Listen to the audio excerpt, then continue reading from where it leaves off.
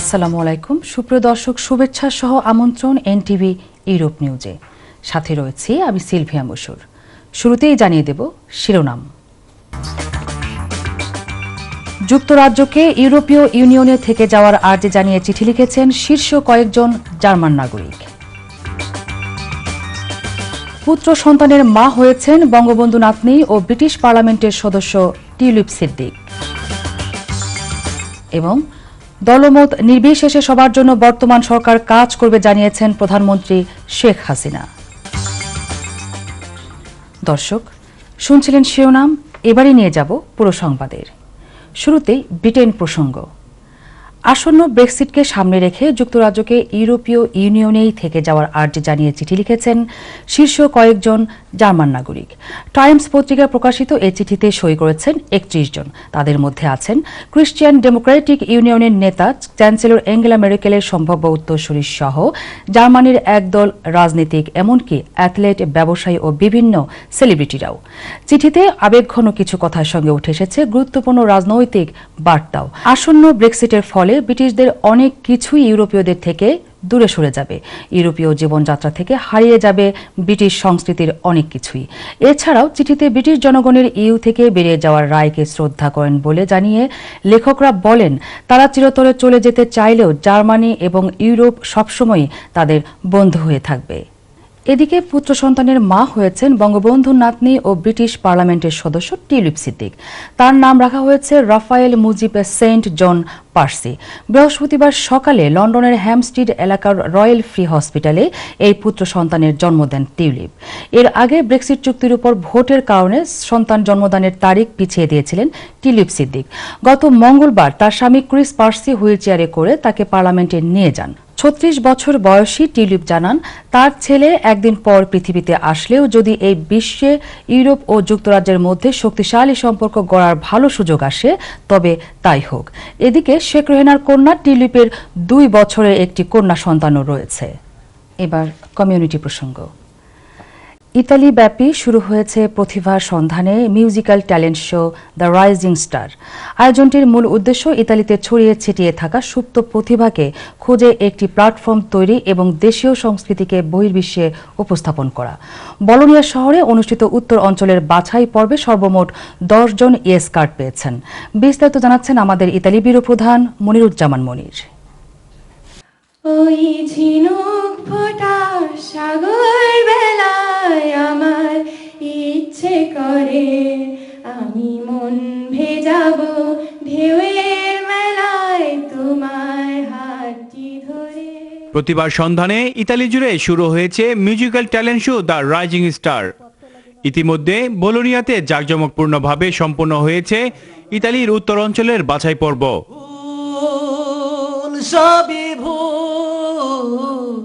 তুমি আমায় ঘিরে সাথে আর কি দেখা পাবো রে তা আমি তোর পাপী ছেলে বুঝো বুঝিস না। ইতালির প্রত্যন্ত অঞ্চলে ছড়িয়ে ছিটিয়ে থাকা সুপ্ত প্রতিভা বিকাশে একটি প্ল্যাটফর্ম তৈরি করে দেয়া এবং দেশীয় সংস্কৃতিকে ইতালি সহ বহির্বিশ্বে উপস্থাপন করাই এই ট্যালেন্ট শোর মূল উদ্দেশ্য। আয়োজনটি ইতালির বাংলা কমিউনিটির মধ্যে ব্যাপক সাড়া ফেলেছে এবং ইতালির বিভিন্ন শহর থেকে বিপুল পরিমাণ সঙ্গীত প্রেমীরা অনুষ্ঠানটিতে অংশগ্রহণের আগ্রহ প্রকাশ করছে বলে জানান আয়োজক কমিটি। তারা চান বাংলা কৃষ্টি সংস্কৃতিকে আরো এক ধাপ এগিয়ে নিতে। আমাদের দেশীয় সংস্কৃতি, কৃষ্টি, কালচার, এটা আমাদের নিজেদের মধ্যে যেমন আগামী প্রজন্মের জন্য প্রয়োজন, তেমনি ইন্টিগ্রেশনের মধ্য দিয়ে ইতালিয়ানদের মাঝে এবং এদেশে যারা অন্য দেশের মানুষ আছে তাদের মাঝে ছড়িয়ে দেওয়ার আমরা চেষ্টা করছি। ইতালির উত্তর অঞ্চলের বাছাই পর্বে তার রাইজিং স্টারের আয়োজকদের মধ্যে উপস্থিত ছিলেন মনিরুজ্জামান, মাহমুদুল হাসান সবুজ, হাসান মাহমুদ, সুস্মিতা সুলতানা। এছাড়াও আয়োজক কমিটির অন্যতম সদস্য শুভ ইমরান এবং বোলোনিয়া থেকে মানসিব। উত্তর অঞ্চলের বাছাই পর্বের ইয়েস কার্ড প্রাপ্তরা পরবর্তীতে সিলেকশন রাউন্ডে অংশগ্রহণ করবে এবং পরে ফাইনালে প্রতিযোগীরা তাদের প্রতিভা বিকাশের মধ্য দিয়ে নির্বাচিত হবে দ্য রাইজিং স্টার ইতালির সেরা শিল্পী।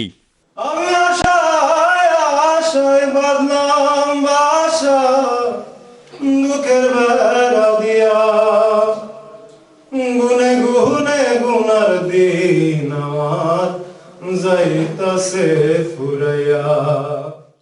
Moniruzzaman Monir, NTV, Europe news, Italy.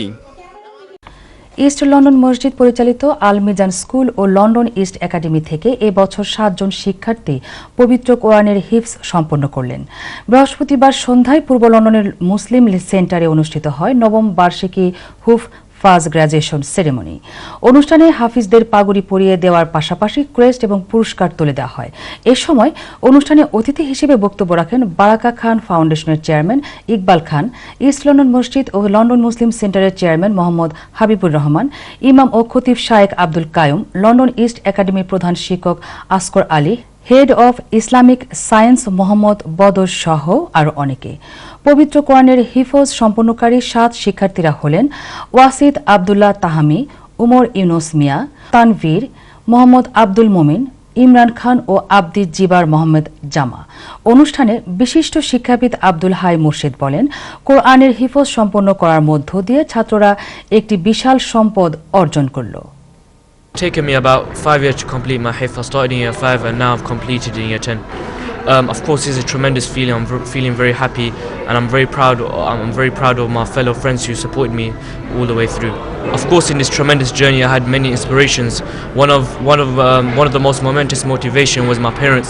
They always worked hard with me and motivated me to complete the hifz of the Quran. কিছু ছেলেমেয়েরা আছে যে বছর দুয়েকের মধ্যে হাফেজ হয়ে যায়, আবার অনেক ছেলেমেয়েরা আছে যে 5 থেকে 7 বছর নিতে হয়। আসলে কত সময় লাগলো এটার একটা বিষয় না, বিষয়টা হলো গিয়ে যে কোনো কঠিন কাজ করতে পরিশ্রম করতে হয়, এবং বাচ্চাদেরকে এইটা আমাদেরকে শিক্ষা দিতে হবে যে কোনো কিছু অর্জন করতে আমাদের পারিশ্রম প্রয়োজন। নবীগঞ্জ উপজেলা যুবলীগের আহ্বায়ক ও উপজেলা পরিষদের সাবেক ভারপ্রাপ্ত চেয়ারম্যান ফজলুল হক চৌধুরী সেলিমের সম্মানে ওল্ডহামে এক নাগরিক সংবর্ধনার আয়োজন করা হয়েছে। সংবর্ধনার সভায় বিস্তারিত জানাচ্ছেন গ্রেটার ম্যানচেস্টার সহকর্মী শাহ মুবাশির আলী। নবীগঞ্জ উপজেলা পরিষদের সাবেক ভাইস চেয়ারম্যান ও ভারপ্রাপ্ত চেয়ারম্যান তরুণ রাজনীতিবিদ ফজলুল হক চৌধুরী সেলিম যুক্তরাজ্য আগমন উপলক্ষে ওল্ডহামে বসবাসরত নবীগঞ্জবাসীর উদ্যোগে কমিউনিটি নেতা ফজলুল হক লালার সভাপতিত্বে ও জুনেদ আহমেদ চৌধুরীর পরিচালনায় স্থানীয় রেস্টুরেন্টে মাওলানা আবু তাহেরের কোরআন তেলাওয়াতের মাধ্যমে বৃহস্পতিবার এক গণসংবর্ধনা প্রদান করা হয়। শুরুতেই সংবর্ধিত ব্যক্তিকে ফুলের তোড়া দিয়ে বরণ করেন মোহাম্মদ রায়হান, জুয়েল, দয়া ও তার সহকর্মীগণ। বক্তব্য রাখেন মোহাম্মদ আবু তালেব, মুজিবুর রহমান, মোহাম্মদ শাহজাহান, শাহিন আহমেদ চৌধুরী প্রমুখ। বক্তাগণ তার পিতা সাবেক চেয়ারম্যান মরহুম আব্দুল হক চৌধুরী ও চাচা সাবেক এমপি মরহুম আব্দুল আজিজ চৌধুরীর স্মৃতিচারণ করে তাদের যোগ্য উত্তরসূরি, সৎ, যোগ্য ও সমাজসেবক ফজলুল হক চৌধুরী সেলিমকে আগামী উপজেলা নির্বাচনে ভোট দিয়ে জয়যুক্ত করার আহ্বান জানান। সংবর্ধিত ব্যক্তি নবীগঞ্জবাসীর প্রতি কৃতজ্ঞতা প্রকাশ করে অতীত রাজনৈতিক জীবনের বর্ণনা দেন এবং আগামী উপজেলা নির্বাচনে প্রার্থী হওয়ার মতামত ব্যক্ত করে বলেন, আমি আশা করি আমি নির্বাচিত হলে নবীগঞ্জের প্রবাসী অঞ্চলের মানুষের সুখে দুঃখে ইনশাআল্লাহ পাশে থাকব। Shah Mubashir Ali, NTV, Europe news, greater Manchester. এদিকে ম্যানচেস্টারের ইন্সপায়ার ফাউন্ডেশনের আয়োজনে যুক্তরাজ্যের সফররত বাংলাদেশের বিশিষ্ট ব্যবসায়ী শোয়েব রহমান রানাকে সংবর্ধনা প্রদান করা হয়েছে। আমাদের ম্যানচেস্টার প্রতিনিধি আব্দুল মতিন জানান, চ্যারিটি সংগঠন দ্য ইন্সপায়ার ফাউন্ডেশনের আয়োজনে গত সোমবার ম্যানচেস্টার JMB এর হলে রুমে একটি আনন্দ সভার মধ্য দিয়ে কমিউনিটির সর্বস্তরের লোকজনের উপস্থিতিতে যুক্তরাজ্যের সফররত বাংলাদেশের বিশিষ্ট ব্যবসায়ী শোয়েব রহমান রানাকে সংবর্ধনা প্রদান করা হয়েছে। ইন্সপায়ার ফাউন্ডেশনের চেয়ারপারসন আব্দুল মতিনের সভাপতিত্বে সংবর্ধনা অনুষ্ঠানের সভায় প্রধান অতিথি হিসেবে উপস্থিত ছিলেন গ্রেটার ম্যানচেস্টার বাংলাদেশ অ্যাসোসিয়েশনের সভাপতি আব্দুল নাসের ওয়াহাব। অন্যান্যদের মধ্যে বক্তব্য রাখেন শাহজালাল মসজিদের চেয়ারম্যান সিজিল মিয়া, মান্নান খান, শাহ মুমিন, মাইকেল বারিশ সহ আরও অনেকেই। সভা শেষে সংবর্ধিত ব্যক্তি ব্যবসায়ী শোয়েব রহমান রানার হাতে ক্রেস্ট তুলে দেন ইন্সপায়ার ফাউন্ডেশনের নেতৃবৃন্দ সহ আমন্ত্রিত অতিথিরা। অনুষ্ঠানে ম্যানচেস্টার, ওল্ডহাম, হাইট, রসডেল সহ বিভিন্ন স্থান থেকে কমিউনিটি সর্বস্তরের নেতৃবৃন্দ উপস্থিত ছিলেন। এবারে বাংলাদেশ প্রসঙ্গ। দলমত নির্বিশেষে সবার জন্য বর্তমান সরকার কাজ করবে জানিয়েছেন প্রধানমন্ত্রী শেখ হাসিনা। দুপুরে সোহরাওয়ার্দী উদ্যানে আওয়ামী লীগ আয়োজিত বিজয় সমাবেশে এসব কথা বলেন তিনি। নির্বাচনে অংশ নেওয়ার সব রাজনৈতিক দল এবং আওয়ামী লীগকে ভোট দেওয়ায় দেশের মানুষকে ধন্যবাদও জানান প্রধানমন্ত্রী। তিনি বলেন যে বিশ্বাস নিয়ে দেশের মানুষ আওয়ামী লীগকে ভোট দিয়েছে সেই মর্যাদা রক্ষা করবে। বিস্তারিত দেখুন রিপোর্টে। শুকরিয়া কোটি কোটি শুকরিয়া বঙ্গবন্ধুর নৌকা মার্কায় ভোট দিয়া। 30শে ডিসেম্বরের একাদশ জাতীয় সংসদ নির্বাচনে জয়লাভের পর আনুষ্ঠানিকভাবে প্রথমবারের মতো বিজয় উৎসব করল আওয়ামী লীগ। এ উপলক্ষে সোহরাওয়ার্দী উদ্যানে আয়োজন করা হয় বিজয় সমাবেশ। সেখানে ঢল নামে দলীয় নেতাকর্মীদের। বেলা 3টায় সেখানে আসেন প্রধানমন্ত্রী শেখ হাসিনা।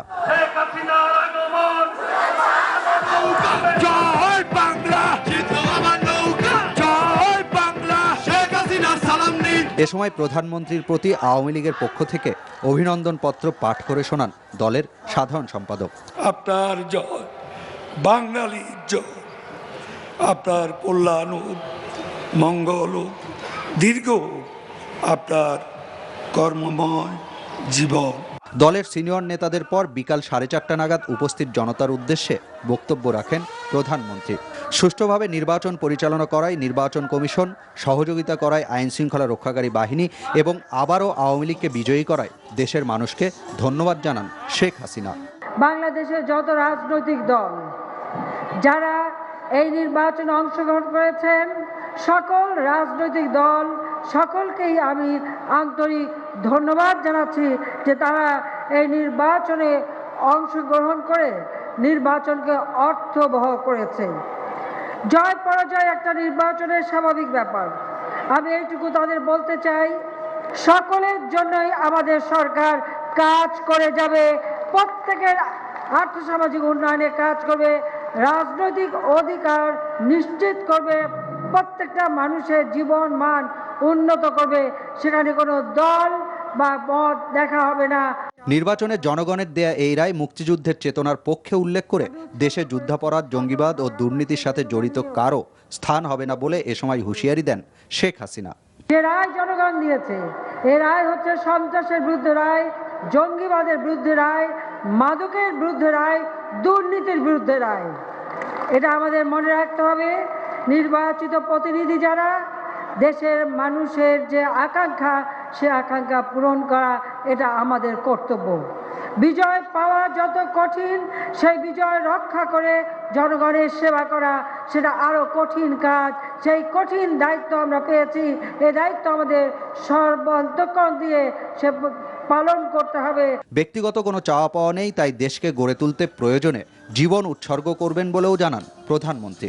বাংলাদেশের মানুষের ভোটের মর্যাদা রক্ষা করে তাদের জীবন মান উন্নত করবার জন্য প্রয়োজনে আমি আমার বুকের রক্ত দিতে প্রস্তুত। আমি সেই ওয়াদাই আজকে করে যেতে চাই। আমি এইটুকুই বলবো যে দেশের মানুষ যে বিশ্বাস রেখেছে তার মর্যাদা আমি আমার জীবন দিয়ে হলেও করে যাব। বাংলাদেশ বিশ্বের বুকে মাথা উঁচু করে দাঁড়াবে, দেশের মানুষের সেই স্বপ্ন বাস্তবায়নই বর্তমান সরকারের লক্ষ্য বলেও জানান প্রধানমন্ত্রী। তবু যতক্ষণ দেহে আছে প্রাণ, প্রাণপণে পৃথিবীর সরাবো জঞ্জাল। এ বিশ্বকে শিশুর বাসযোগ্য করে যাব আমি নবজাতকের কাছে, এ আমার দৃঢ় অঙ্গীকার। নির্বাচনে নিরঙ্কুশ জয়লাভের 19 দিন পর এই বিজয় সমাবেশ করল আওয়ামী লীগ। সেখানে রাখা বক্তব্যে প্রধানমন্ত্রী তুলে ধরলেন আগামী 5 বছরে সরকারের পরিকল্পনার কথা, আর তা বাস্তবায়নে সহযোগিতা চাইলেন দেশের মানুষের। পাশাপাশি দলীয় নেতাকর্মীদের দিলেন বিভিন্ন দিক নির্দেশনা। একই সাথে আগামীতে এই সরকার দুর্নীতি দমনে যে আরো কঠোর হবে সে বিষয়েও হুঁশিয়ারি দিলেন শেখ হাসিনা। রোকনউদ্দিন, এনটিভি নিউজ, সোহরাওয়ার্দী উদ্যান, ঢাকা।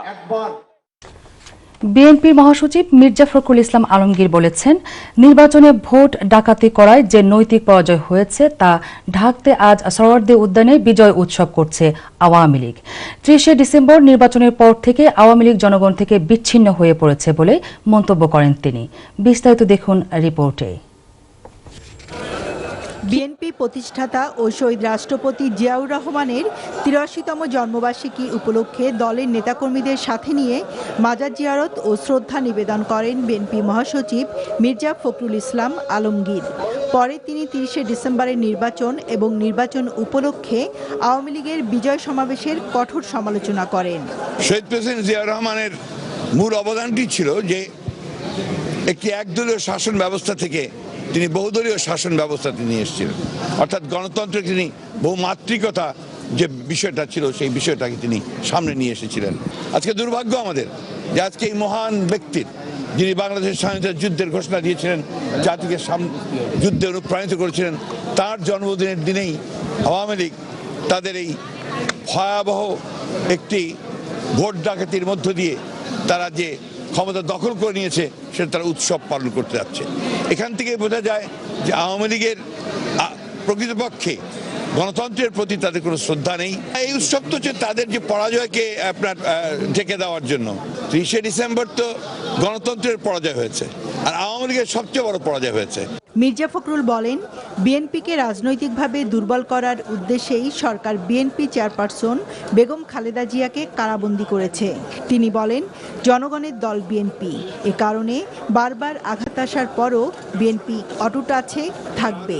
বারবার বাংলাদেশ জাতীয়তাবাদী দলের উপর আঘাত এসেছে, সমস্ত আঘাতকে উপেক্ষা করে তিনি ফিনিক্স পাখির মতো বাংলাদেশ জাতীয়তাবাদী দল জেগে উঠেছে।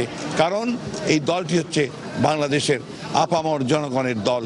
BNP United as it is, আমাদের মধ্যে কোনো টানাপোড়েন নেই, ঐক্যফ্রন্ট আছে, ২০ দলীয় জোট আছে, এবং সরকার যাকে আমরা স্বীকার করছি না সেই সরকারও এখানে অবশ্যই জনগণের কাছে পরাজিত হয় বলে আমরা বিশ্বাস করি। এদিকে শহীদ রাষ্ট্রপতি জিয়াউর রহমানের জন্মবার্ষিকী উপলক্ষে নয়াপল্টন দলের কেন্দ্রীয় কার্যালয়ের নিচে দিনব্যাপী ডক্টরস অ্যাসোসিয়েশন অব বাংলাদেশ ড্যাব আয়োজিত ফ্রি মেডিকেল ক্যাম্প ও বিনামূল্যে ঔষধ বিতরণ কর্মসূচির উদ্বোধন করেন বিএনপি মহাসচিব। ফারহানা হীরা, এনটিভি নিউজ, ঢাকা। হবিগঞ্জের মাধবপুরে বন্ধন সমাজ উন্নয়ন ফাউন্ডেশন বাংলাদেশের উদ্যোগে দরিদ্র ও অসহায়দের মাঝে শীত বস্ত্র বিতরণ করা হয়েছে। আজ সকালে স্থানীয় মজপুর বাজারে এই উপলক্ষে ও সংগঠনের সভাপতি শাহ আলমের সভাপতিত্বে অনুষ্ঠানে প্রধান অতিথির বক্তব্য রাখেন অতিরিক্ত পুলিশ সুপার রাজু আহমেদ। বিশেষ অতিথি ছিলেন UP chairman Atiqur Rahman Atiq, UP chairman Arifur Rahman, UP chairman Faruk Pathan, সাবেক ইউপি চেয়ারম্যান এহতেসাম উল বার চৌধুরী সহ আরও অনেকেই। পরে অতিথিবৃন্দ দরিদ্র অসহায় শীতার্তদের মধ্যে শীতবস্ত্র বিতরণ করেন। মানুষ মানুষের জন্য এই স্লোগানকে সামনে রেখে সচেতন নাগরিক সমাজ কল্যাণ পরিষদের উদ্যোগে ১০০ জন গরিব মানুষের মাঝে শীতবস্ত্র বিতরণ করা হয়েছে। বৃহস্পতিবার দুপুরে সিরাজ মার্কেট গোদগাঁও পয়েন্ট সংলগ্ন গোল্ডেন ভিউ স্কুল মাঠ প্রাঙ্গণে উক্ত অনুষ্ঠানের আয়োজন করেন সচেতন নাগরিক সমাজ কল্যাণ পরিষদ। সচেতন নাগরিক সমাজ কল্যাণ পরিষদের সভাপতি মোহাম্মদ তমিজ উদ্দিনের সভাপতিত্বে এবং সাধারণ সম্পাদক শামীম আহমেদ হিমুর পরিচালনায় এতে প্রধান অতিথি হিসেবে উপস্থিত ছিলেন যুক্তরাজ্য প্রবাসী মোহাম্মদ সাইদ আহমেদ। বিশেষ অতিথি হিসেবে উপস্থিত ছিলেন পাইলগাঁও ইউনিয়নের সাবেক চেয়ারম্যান আফতাব উদ্দিন, ইনাদগঞ্জ ইউপি আওয়ামী লীগের সাধারণ সম্পাদক মুজিবুর রহমান, ক্রীড়া সম্পাদক স্বপন সহ আরও অনেকেই। এছাড়াও উপস্থিত ছিলেন সচেতন নাগরিক সমাজ কল্যাণ পরিষদের সহসভাপতি সাবুল মিয়া, সহসাধারণ সম্পাদক রেজাউল ইসলাম বাবর, সাংগঠনিক সম্পাদক মাকসুদ মিয়া সহ এলাকার বিভিন্ন শ্রেণী পেশার লোকজন। জাঁকজমকপূর্ণ অনুষ্ঠানমালার মধ্য দিয়ে এশিয়ান টেলিভিশন ও এশিয়ান রেডিওর ৬০তম বর্ষপূর্তি উদযাপন করা হয়েছে। এই উপলক্ষে হবিগঞ্জ প্রেস ক্লাব মিলনায়তনে আলোচনা সভা, কেক কাটা হয়। হবিগঞ্জ টিভি জার্নালিস্ট অ্যাসোসিয়েশনের সভাপতি প্রদীপ দাস সাগরের সভাপতিত্বে এবং এশিয়ান টেলিভিশনের হবিগঞ্জ জেলা প্রতিনিধি এস এম সুরুজ আলীর পরিচালনায় অনুষ্ঠানে প্রধান অতিথি ছিলেন হবিগঞ্জের পুলিশ সুপার মোহাম্মদ উল্লাহ।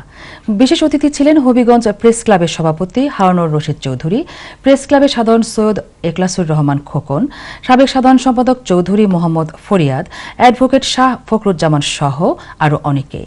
অনুষ্ঠান শেষে বর্ণাঢ্য এক র্যালি বের করা হয়েছে। দর্শক, সংবাদ শেষ করব, যাবার আগে শিরোনামগুলো আরও একবার। যুক্তরাজ্যকে ইউরোপীয় ইউনিয়নে থেকে যাওয়ার আর্জি জানিয়ে চিঠি লিখেছেন শীর্ষ কয়েকজন জার্মান নাগরিক। পুত্র সন্তানের মা হয়েছেন বঙ্গবন্ধু নাতনি ও ব্রিটিশ পার্লামেন্টের সদস্য টিউলিপ সিদ্দিক। এবং দলমত নির্বিশেষে সবার জন্য বর্তমান সরকার কাজ করবে জানিয়েছেন প্রধানমন্ত্রী শেখ হাসিনা। এই ছিল আমাদের হাতে থাকা এনটিভি ইউরোপ নিউজের সর্বশেষ আয়োজন। এই খবরের ভিডিও সহ আপডেট জানতে ভিজিট করুন ইউরোপ এনটিভি অনলাইন www.europntv.com। সাথে থাকার জন্য সবাইকে ধন্যবাদ। আল্লাহ হাফেজ।